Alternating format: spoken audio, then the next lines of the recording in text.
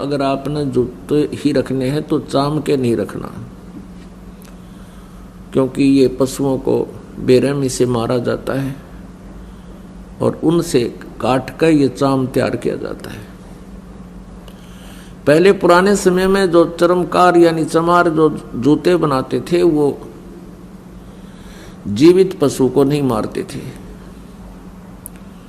पशु मर जाते थे, उनकी खाल उतार करके अपनी मेहनत से उसको फिर जूता बनाने योग्य तैयार कर लेते थे। अब वर्तमान की तरह एक एक व्यक्ति 6-6 जोड़ी जूते नहीं रखता था। एक जूता जोड़ी, वह भी कति टूट ले लित्र बन ले, उसके फिर थेगड़ी लवाए जाते थे और पहनते रहते थे। अब वर्तमान में तो बहुत जुल्म हो रहा है। भैंसों को, काटड़ों को, गौओं को बढ़िया चाम बनाने के लिए एक ऐसा केमिकल प्रयोग करते हैं, जीवित को भूखा रखते हैं, प्यासा रखते हैं, ताकि वो मांस समाप्त हो करके और चाम में समा जावे। और उसके जीवित के ऊपर ही वो फिर कहते हैं बहुत जबरदस्त गर्म पानी डाल देते हैं, वो फूल जावे और वो पशु बहुत बुरी तरह चिल्ला रहा होता है।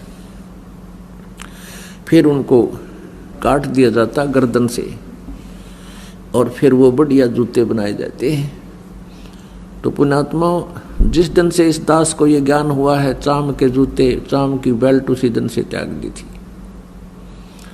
ऐसे ही आप जी को चाहिए कि चाम प्रयोग ही करना बंद कर दो, फिर अपने आप इन जीवों की हिंसा बंद हो जाएगी। मांस खाना बंद कर दो, अपने आप सुधार होना शुरू हो जाएगा।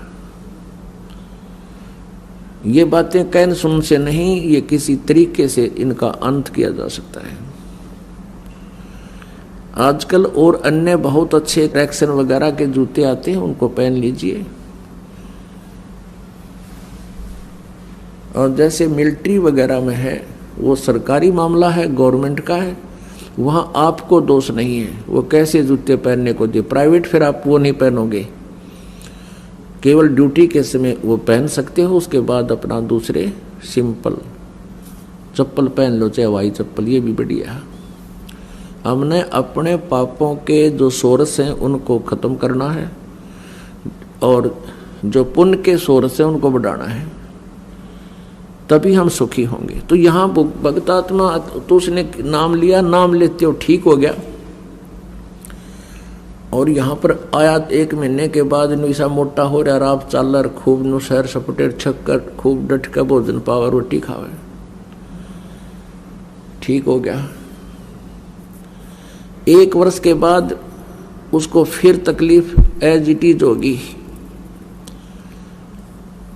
और वो फिर रोने लगा, जी मुझे तकलीफ होगी। मैंने कहा, अभी क्या बात होगी, भगवान बदला नहीं, परमात्मा वही, ये दास वही।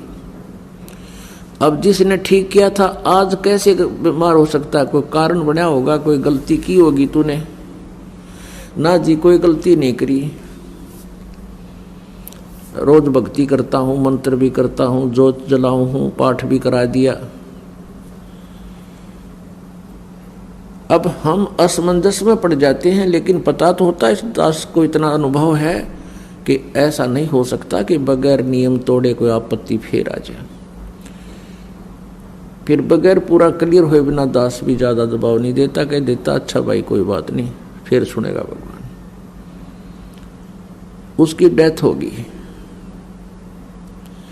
फिर उनके साथी जो और वहां नाम लिया था जिन्होंने, जिनको और अच्छा दृढ़ विश्वास हो गया था और उसकी क्रिया से वो परिचित थे कि ये जानबूझ कर मरा है, उसने वो जूतों की दुकान पर चाम के जूते बेचने बंद नहीं किए थे।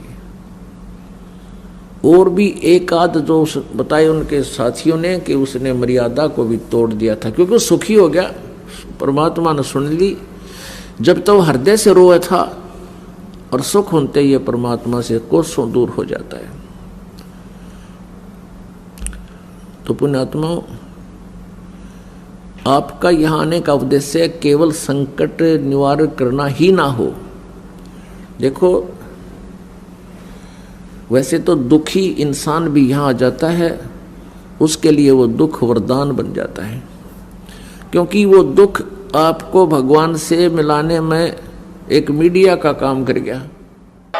आप सुन रहे थे जगत गुरु तत्वदर्शी संत रामपाल जी महाराज जी के मंगल प्रवचन। अधिक जानकारी के लिए विजिट कीजिए हमारी वेबसाइट www.jagatgururampalji.org।